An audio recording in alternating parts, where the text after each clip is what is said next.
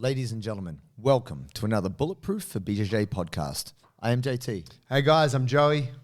And today we're discussing dealing with depression, injury, and setbacks in BJJ. The dark side.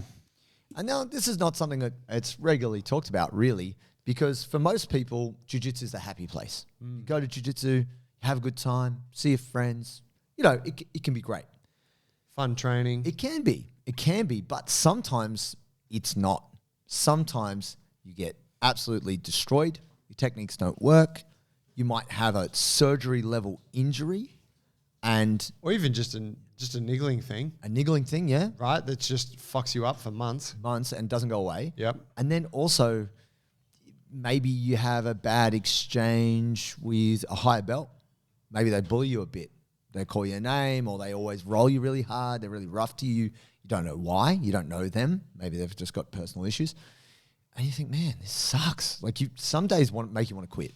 I think the whole mental fortitude thing, and it's great because it's definitely pushed in jiu-jitsu.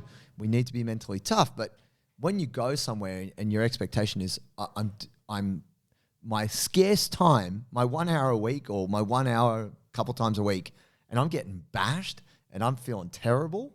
And you think, what am I doing with my life? You can leave and think, oh, it's not worth it. It's tough. And I think it doesn't matter whether you're a white belt or you're a brown belt, black belt. Sometimes you have days you think, man, this is difficult. I'm not enjoying this. I came for fun and it's leaving me in a dark place. And, I think I've probably had more challenges before I came to jiu-jitsu. I feel like jiu-jitsu made me tougher in some ways. But this came up recently because I was saying to someone who's struggling with their jiu-jitsu that lifting weights is an easier choice because it's just you and a barbell. A barbell's not going to trash talk you and knee ride your face. It's going to, the barbell's the barbell. You still got to deal with gravity, if you're not feeling high energy, but you can walk out of the session feeling pretty safe and feeling a bit better about yourself because you did a workout. Sometimes you can go in with all the good intentions in the world and come out the other side of the session and just, hate your training partner, maybe hate yourself. And that can put you into a dark place. And if you get a serious injury, if you've ever experienced a surgery level injury, that can isolate you, separate you from your crew, and have you questioning your motivation to do this thing jiu-jitsu. Yeah. And I think there's also with any social group, there's also political things that pop up. Maybe you got beef with someone. Maybe you feel like you're on the outer from the group a bit. Cliquey, maybe. Yeah, and you're not really in, or whatever. Like the same shit that happens in the playground when you're a kid. Yeah. But that extends to adult life too, and I think that's a really important one to mention because a lot of people are going to be a lot of people are facing that shit. Yeah, especially if you're new and there's people been there a long time. They have their in jokes, they have their thing, and you're just trying to crack into the social. You're trying to integrate. And it's hard to know what to do because jiu-jitsu is so unique. Like, man, how do I fit in with this bunch of weirdos? I'm just trying to be cool with people and they're mashing my face up. You're like, yeah, Gordon Ryan. You're like, who? What? We fucking hate Gordon Ryan around here. You're like, shit, I'm an idiot. Dang. Dang, everyone, he's trending on YouTube. I mean, Craig Jones. Yeah. Hey, you're pretty cool. You should come back. Yeah. B team, am I right? Hey, has anyone listened to the Bulletproof podcast? Oh, those guys. Birds. Silence. So, I think there's a bit of a honeymoon period when you're new. Yes. Where you're just like you think of the person who comes to their first class and the person that just froths absolutely everything. Yeah. And they're just getting after it and they're like, this is the best thing ever. Yes. And there's probably that it just extends out for a little while where you're kind of oblivious to it all. And it's quite nice because you're not aware that you kicked the high belt in the face during a roll and now they're bashing you up. Yeah. Like you're just having a great time. Yeah. I think it can come a little bit down the track once you've been there for a while and once you have a bit more expectation on yourself. Possibly. And, you start to become maybe a little bit more, I don't know, just in tune to the place. I feel like that's where a lot of this stuff can pop up. It's like it's almost like you are immune to it at the very start. Yep. But then as you get further into the training and the lifestyle, these whatever it is, like these stresses or these setbacks, not the injury piece, that's a separate thing, but it starts to creep in more as you progress. It does. And I think people can get an identity crisis when maybe you're 2 years in or 18 months in and you feel like you've got a grip on jiu-jitsu, and then someone who's more or less your level comes in and they destroy you. You're like, I feel like I don't know anything now. I thought I was making progress and now I'm not. Like, mate, who am I? Like, is it a lie? Like, do my techniques only work against people who are crap, or like, what's going on? Because then your coach is like, no, that's all right. They just got the better of you. And you're like, no, but they destroyed me. And your coach is like, what the fuck's going on? They got the better of you. Yeah, you should have done better. And this I'm a 2-stripe white belt. Come on, come on. It's hard because there's so many competing interests and motivations. Like, yes, some coaches are very demanding. Some coaches are less involved. They're like, you have a good one, you have a bad one, doesn't matter.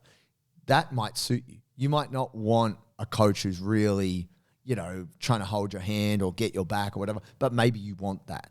Maybe you really want some engagement from your coach and they don't give it to you. That isn't, it's like horses for courses. You've got to find the right coach for you.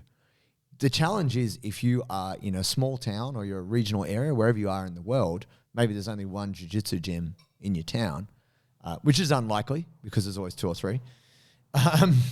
But that said, you have to be able to have a system for dealing with bad days at jiu-jitsu. I think this is what we want to get into today is like, you need a system for being okay with sucking. Like, it doesn't matter what level it is, you're going to have one day where you get smashed. It doesn't matter. You could be blue belt, purple, brown, black. You weren't switched on that day. Someone came in, they're on fire, and they tail you up. Maybe they jack your elbow up, or maybe they crank your neck. And now you have to deal not only with the fact that, okay, your jiu-jitsu didn't work, but now your body's not working as well. Your elbow's a little bit, you got a little chronic niggles thing. Like, no, I'm tough, I can deal with it. Because that is the thing. The expectation is that you got to show up to training.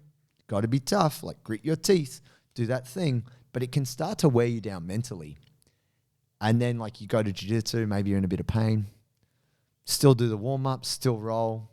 Didn't have such a good time, maybe didn't roll so well. And it can have a kind of compounding negative downward spiral if you don't have a way to deal with it. If you don't have an approach to kind of, I guess, putting it in perspective and getting yourself back on a good, even keel mentally. Well, I think one of the important things to talk about here is that it's impossible that you can have a great training session every time. No, you can't. And I remember hearing a weightlifting coach say this in a seminar years ago about Olympic weightlifting. Right. We're doing all these technical drills and they were really hard. And anyone that's ever done some Olympic weightlifting, it's technically it's a really hard sport. Incredibly hard. Yeah, and the training's like, it's tricky. And he said, you're probably going to have a shit training session about 8 out of every 10 sessions. Wow. He said that means you'll have 2 sessions out of every 10 where you're like, that was awesome. Yeah. I lifted super strong today. I felt tight. Technique was good. He said all the other ones you'll be like, oh, my timing was off. I'm fucking weak. And he's like, that's what weightlifting is. Wow. And I think jiu-jitsu is very much the same. I don't think it's 8 out of 10, but it's like you have to acknowledge that there's good ones and there's bad ones. Yep. And the bad ones are not simply like, oh, I underperformed today. The bad ones are, I underperformed and now I feel like shit. And now I'm questioning my ability and I feel insecure and I'm thinking about it when I'm going to sleep and I'm up in the morning and like it carries on and like you were saying, it compounds. It does. And it becomes, and this is whether it was a shit training session or it's, you got injured or whatever, but if you can look at it, whatever. Yeah, if you can just kind of zoom out and look at it as like, you're having a bad experience with your jiu-jitsu right now. You have to expect that this is going to happen a lot of the time. If let's say it's half the time, and that this is part of the game. Yeah, and that this is one of the trials that you go through to get to black belt or to get better at it. Yeah, it's like look, ask. Yeah, I've never asked them, but ask any world champion. Like, do you have shit training sessions? Absolutely, they're going to say they do. Yeah, and it does. And in truth, jiu-jitsu does push you very hard, not only physically, but mentally. And if you already have challenges in your life, like you have a death and loss in your life for different reasons. You know, you have a sick child, or you have to look after an elderly, relative, or, you have a really tough job, whatever it is. Jiu-jitsu typically for most of us is a way that we can clear the space from that cloud and have those brief moments of not worrying and not caring. But there is a cost, which is the post-jiu-jitsu. If you didn't have a good session and it was tough, we need to have an approach to just dealing with having a bad one. And what's your approach? So for me, the best part is I call up Adam Childs and I bitch out Joe Worthington. It's pretty simple. We talk smack about how Joe's not very good at jiu-jitsu, but he's real athletic and strong and just really stubborn. But because we're superior and we're better at jiu-jitsu, we just console ourselves with that. He doesn't even have that many techniques. Oh God, his neck is so strong. Why his hamstrings are so meaty? I can't knee bar him. But no, look, I think I do write. I have a journal, so that's a good way for me to get perspective on my thoughts, because if I just leave it in my head, I ruminate, and that's a problem. And you might experience the same thing. You go home and you churn over something too long. Like I tend to overthink. So no, it's not that I bear grudges in any way, but there might be something in particular, and for whatever reason I get attached to it, and I just play it over. What's that mean? Why do you say that? Oh, is that true? Was that a power play when he said, that's not true. How are you? Who the fuck says that? Yeah, it's like Michael Jordan meme. He's like, I took that as a personal insult. Yeah. What, the imaginary conversation you had? Isaiah Ryder never said that to you, bro. Isaiah Thomas. I had that once at Jits. There's a guy, I won't mention any names, but there's a guy when I trained for a while, he's a black belt now, who I just felt he never really understood me. Right. I'm a pretty upfront guy. I don't mind cracking a joke. You know who I am pretty quickly. Bit of banter. Yep. This guy is maybe just a little bit more closed, Sure. And he turned up to training one day, and he turned up a few minutes late. Yeah. And we were all we'd already done a bit of warm, hanging around, have a stretch, whatever, something like getting ready to roll. And he comes over, and I was like, "Hey, what's going on, bro?" And I was like, "Bro, did you shave your eyebrows?" His eyebrows looked trimmed. Yeah. Like they looked really trimmed. Right. And I just honestly asked the honest question, like, bro, did you like trim your eyebrows? And he was like, no, like, what? Kind of got all awkward. And I'm like, oh shit, he did. He totally did. You called him out. And I didn't, and I instantly I knew, I'm like, he thinks that I'm like making some kind of play here. Yeah. But I'm like, I just asked the question. Yeah. And it was never resolved. Wow. Yeah, and I feel like it's still there, lingering over our relationship. Wow. Yeah. Did you get a haircut, bro? Did you just call me bald? Just totally taking it the wrong way. Yeah. Yeah, look, I'm definitely, I think as you develop a thicker skin in jiu-jitsu, you realize there is a fair bit of banter. You have to become quite a tough individual to tread the black belt path. But if you're earlier in the journey and you already don't feel that strong, or you might even feel a little bit sensitive about certain things, and people are, maybe they're picking on you or they're doing things, it's like, it is difficult to overcome. What does help is if you have someone you can talk to.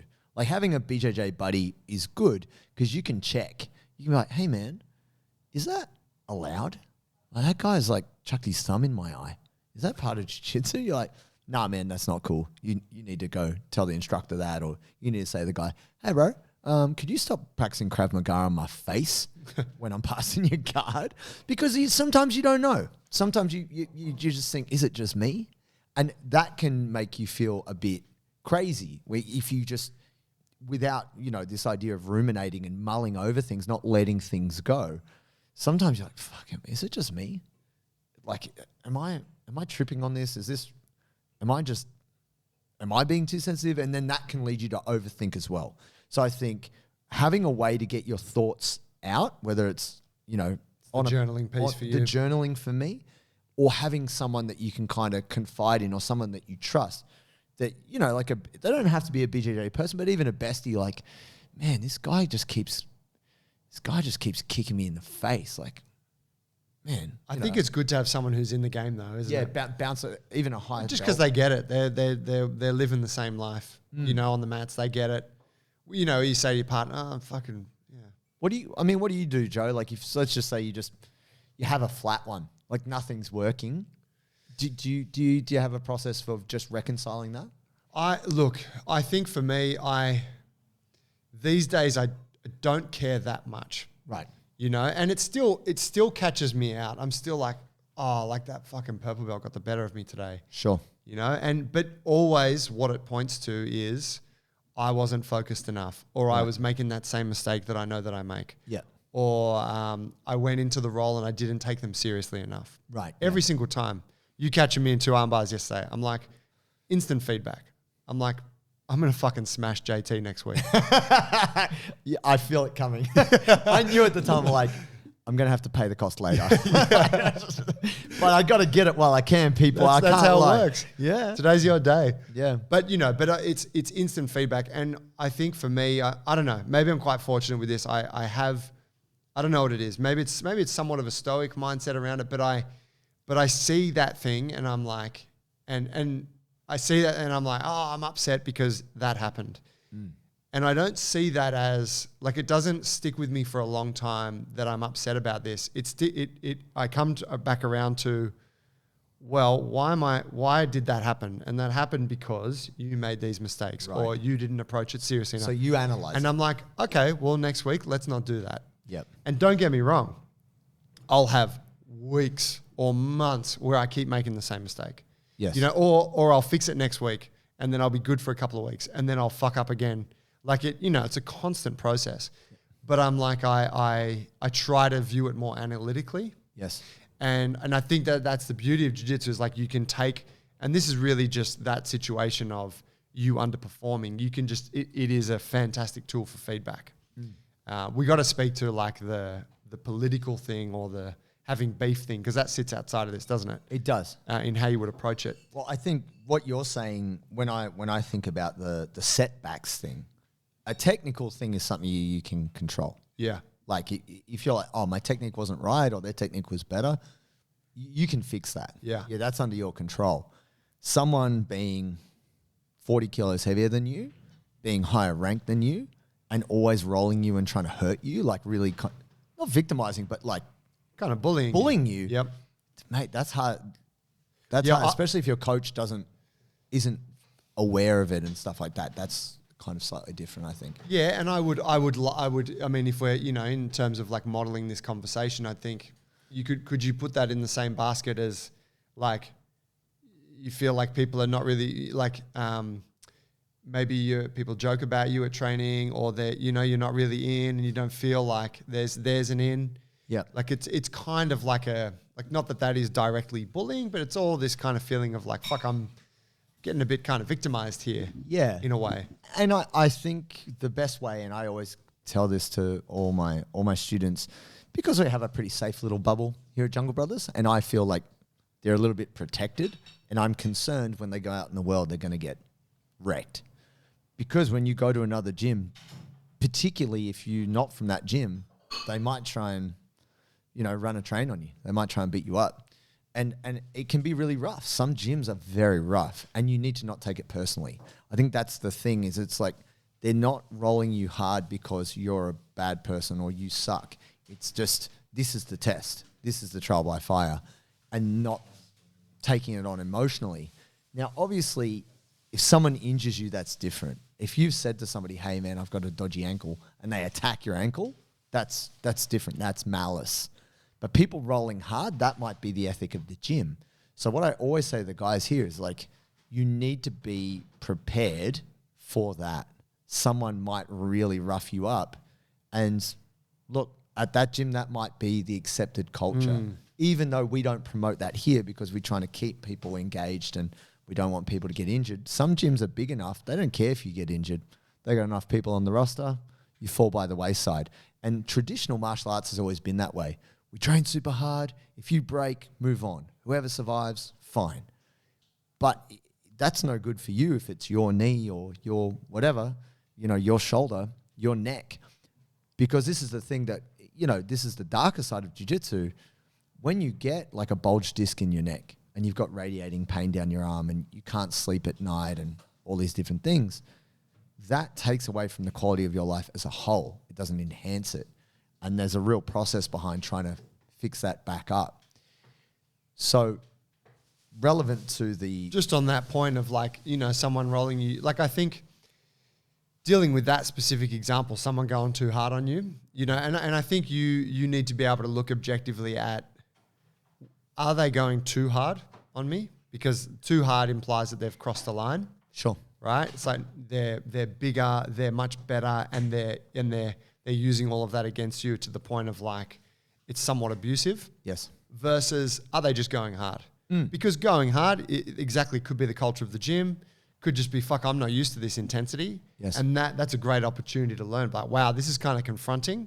But okay, I understand the rules of engagement here. Let's see what I can do, even if I'm just being defensive. But that first example of like, this is verging on abuse. I think in that situation, you have to have someone that you can bounce it off. Yeah. But you also have to be able to communicate that either to the individual or to the head coach. Yeah. Like if it was happening at my gym, like if I'm trying to think if anyone's ever said that to me. No, they haven't. But I've had people say like, hey, I've had newer people say like, hey, can we just go a bit easier today? Sure. And sometimes it's because they might be dealing with some kind of injury, but sometimes it might just be that they've just gotten back to training and they're a little bit timid with it and they're new in the game and they're like, I just need a bit of cruise mode to get the flavor again. Yeah. And look, but that communication piece is paramount. Yeah, that's feedback. Some gyms don't have that. No. I think that's rarer than we anticipate because we also have that here in Jungle Brothers relevant to training part, like being in a gym and because there's group training here, it's important communication between training partners. People aren't just training by themselves.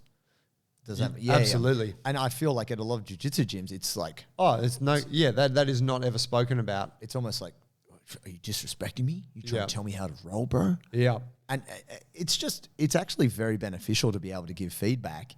And this is what I was going to say about how this can lead to like a darker place of like feeling depressed and just not enjoying your life. If you're in a gym where there's not good communication and someone's bullying you and you talk to the coach and the coach is kind of like, man, what am I going to do? I'm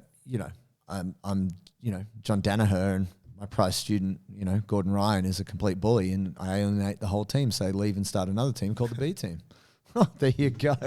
That's what you need to do, guys. Yeah, just start your own C team. C team. Yeah. But it's tough, right? Because you're trusting the coach is going to do something and sometimes they don't. And then if that person then breaks your knee or, your shoulder, you're like, well, what can I do now? I'm injured. I don't have help. I'm alienated and I'm stuck. And this is where I wanted to talk about depression and injury because a lot of people who have jiu-jitsu as their happy place, you're all good till you're not. And then when you cop a serious injury, then you're dealing with painkillers, you're on the couch, maybe you can't work properly, you're not at the gym, you've lost your community. A lot of people really struggle with... You just added _BJJ to your Instagram handle and now you can't even go. And now, you've got to post your old pics. Yeah. You take a big mental dip because you've lost this thing that you enjoyed so much and now you've got to deal with the reality of a serious injury. Yeah. I mean, you are a stoic human, Joe, but you've probably had the most serious injury out of all of us between the two of us in more recent times. It was, correct me if I'm wrong, like it was harder to deal with than you had anticipated, right? Like the pain thing and not being able to definitely, yeah. The pain thing caught me by surprise. Absolutely, yeah. The recovery from surgery was like, it was really painful for a couple of months. And it goes in waves and different types of pain and you're like, holy shit, man. And you need drugs. Yes. And you're like, oh, fucking, I'm a tough dude. I'll take the drugs for a week and you're like, no, I'm fucking taking these drugs for as long as they'll give them to me. Yeah. So that caught me by surprise. I also think, and to my point earlier about my mindset these days, I think I have a lot of previous experience to draw upon, so I'm much better equipped to deal with these situations now. As an example, having destroyed my knee like that and having this business that we run that's built around me doing jiu-jitsu, and having a gym that, you know, I'm built around me training and doing all this movement stuff, and then all of a sudden I can't do any of that shit. I'm like, holy shit, I could have seen that as my world coming toppling down, right? Yeah, in a way. Or I could have seen it, which I really did, as an opportunity to be like, wow, this is a process that so many of my members and the people that we speak to and the people that we work with go through every fucking day. Yeah. I can't tell you how many like ACL questions I've had in the last 2 years, and I'm just like, oh, here I can offer you this and this. But I'm like, I can really use this to my advantage. And even from a training perspective, I'm like, I can use this as an opportunity to work on parts of my game or parts of my training that I just don't often explore. Agreed, but almost no one out there is seeing the ACL reconstruction as an opportunity. It's a good opportunity to learn. Well, that's why I preface it with like, I'm privileged these days to have that previous experience. I think though, what I always tell people, and this is especially important if you are newer to the game, you know, you're in your first couple of years, let's say, is that you have to understand that as an adult, injuries are part of life. Yes. You will get injured if you are doing jiu-jitsu. You will also get injured if you are playing table tennis. Yeah, if you don't do jiu-jitsu. You will also get injured if you sit on a computer all day and just watch Netflix. And do nothing. And try to protect yourself. You're going to get fucked up no matter what. So the choice is, okay, well, I'd rather get injured doing the thing that I love, and I'd love to get all these other benefits from it. The nature of the injuries changes, but injuries happen, right? So I think it's you have to acknowledge that it is going to happen. And when it does, of course, you have to go through that period of like depression, like, oh my God, like this fucking sucks. What am I going to do? Like one of the coaches here, Ash, poor girl. God. Weightlifting, fractured her bones in her forearm. Yeah, she's Olympic doing a clean. Yeah. Got her elbow caught, same as you had. Exactly. Yeah, you watch the video? She's got a video. Oh, it's fucked. It's you can hear it. You can hear it crack. Oh no. But you know, right now she came to the gym. It's like a day later. You can see it's affecting her very negatively. And you have to go through that. You have to be like, oh my fucking God, I'm such an idiot. How did this happen? You know, what am I going to do? But that's a part of it. But then you also have to like, okay, all right, I see that. I felt that for a week or two. Now let's move on. Now let's start to progress with this. And that's progress the mindset. And I just think that like for an adult in jiu-jitsu, yeah, you're in this honeymoon period, but being oblivious to the reality of combat and contact sports, it only lasts for so long. Yeah. And so it's going to hit you at some point, and you got to get a handle on the reality of this thing and the reality of adult life. And I'm not that an ACL surgery is coming for everyone, but some shit's coming. It is. And know? Look, not to scare anybody. No, I don't. I think that's real. And I think, if we look at setbacks, sometimes those setbacks aren't, it's more that you don't have a process for dealing with something. You don't have a process for analyzing. Most people are not analyzing the why, the where, the how. Then if you're not thinking about what you're doing and you're not preparing your body, that can lead to injury. And then the injury thing can lead to a depression or a dark spot mentally. And I mean, some of us battle with mental health issues even separate of jiu-jitsu.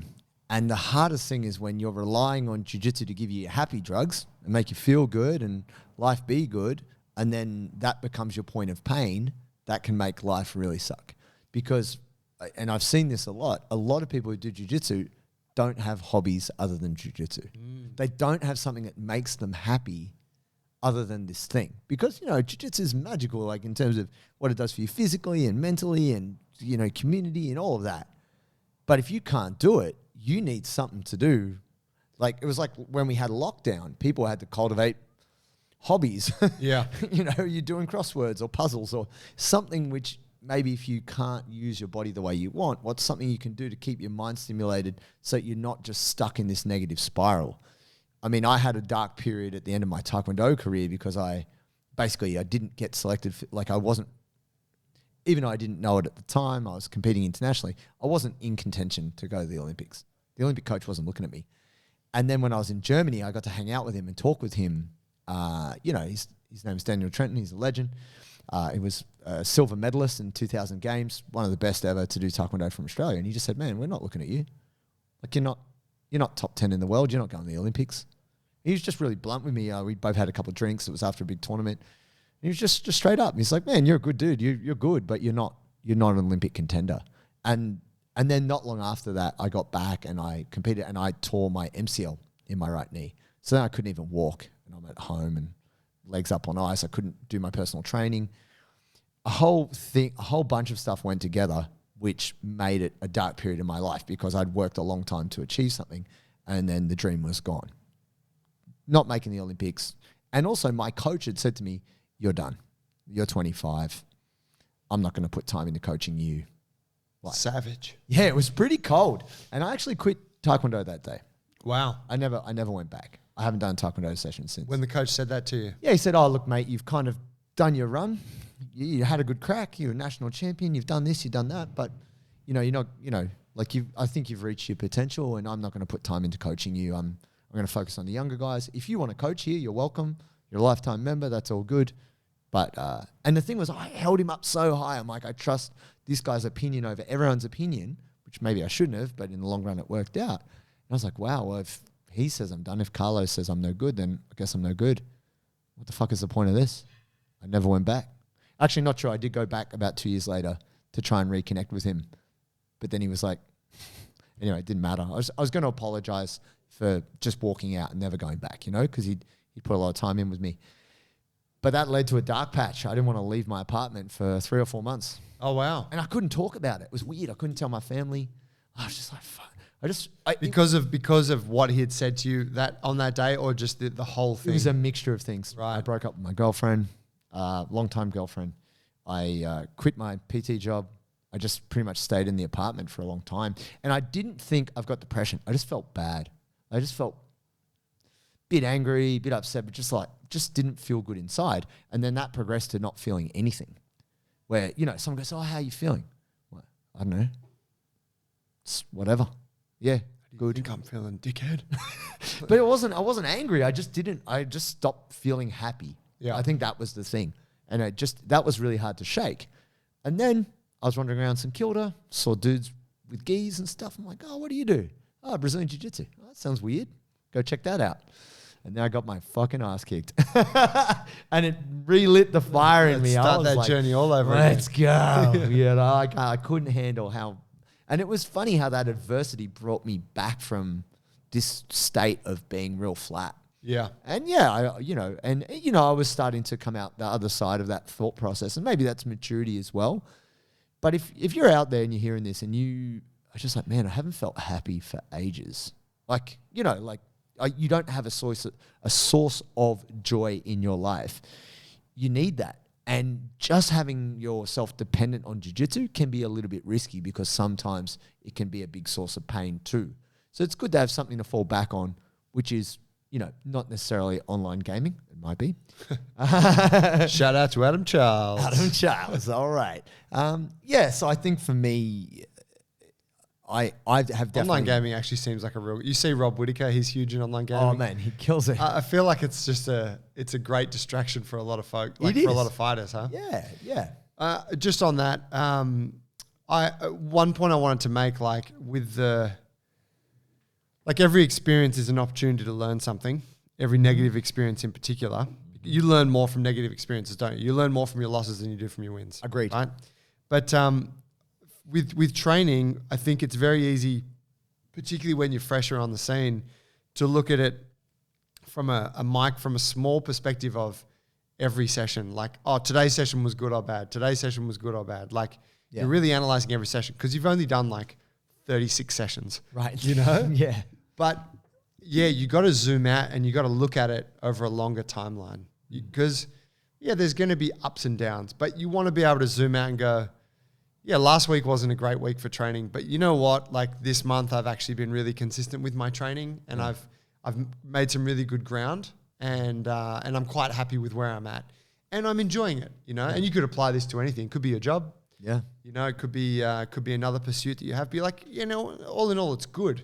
And then if you zoom out further over a year, you're like, yeah, actually the line is going up and to the right. Yeah. You know, but getting fixated on that like every session, it was a bad session. Yeah. It was a shit week. This is not for me.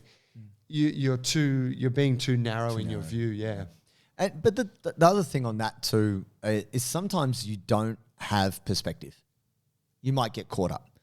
So just putting that out there, if you don't have a BJJ bestie that you can talk to, maybe you want to go talk to a psychologist, a sports psychologist maybe, because, you know, I've been to both. Normal psychologists to help me manage my anger.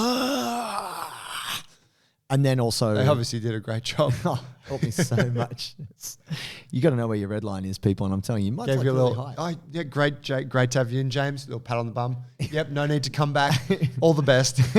One session, like, you're woo-hoo. cured. He's just drawing dicks. Yeah. Just on a piece of paper. Just like Kit Dale. Yeah. He's analysing his opponents at competition. Yep. And he's doodling and he's just drawing dicks. Yeah, pretty much. But it's one of those things that, like, you know, all jokes aside, if you're not sure why you find it hard to deal with people cross-facing you, or if you have a really emotional response to people choking you or whatever, and it just makes you so angry or whatever it might be, you might need to just talk with someone, and someone who's actually professional.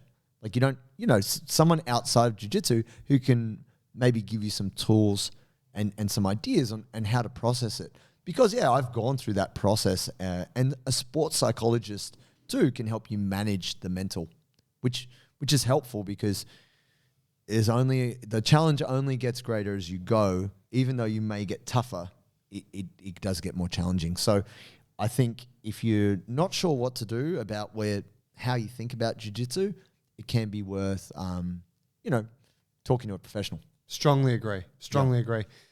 There's, you know, and just not even for the sake of plugging it, but actually our little community group on Facebook, like I would say you can connect with people in there that would be willing to exchange and have conversations about this. Yeah. Because everyone's experiencing this thing together. We're at different stages of the game, but, you know, the like what you are experiencing in your jiu-jitsu journey is not particularly unique. No. There's a whole bunch of people out there that are experiencing the same thing. So, you know, you can talk with those people through the group, whatever, like however you connect with the community. But if you can air those things out versus you internalize it and it's just something that you carry on your shoulders, that's airing it out is always going to be the better approach. Definitely agree with that. Cool. Guys, thank you for listening. Hey, a couple things to mention. If you want to support our show, but you don't want to follow our program, we'd ultimately love you to be on our program. You'll get strong and mobile. You'll get to connect with us and all the other people in the community and all that stuff. That's the goal. But if you don't want to do that, you want to support the show, we are on Patreon. You can go on there for a small fee every month. You can buy us a bowl of acai that JT and I get to share. Or Joe will just eat it all. Yeah, because JT's like, I'm not doing carbs this week. Shut up. I'll eat the banana. Electro fucking molecule, whatever. Biologist. Forget you fool. But if you do want to jump on the program, go to bulletproofforbjj.com. You can take a free trial. Use the code BJJ Podcast. And if after your trial you stick around, that code will get you a 20% discount on your subscription payment. BJJ Podcast. Go to the website. Either way, thank you, and we'll see you next week. Thanks, guys.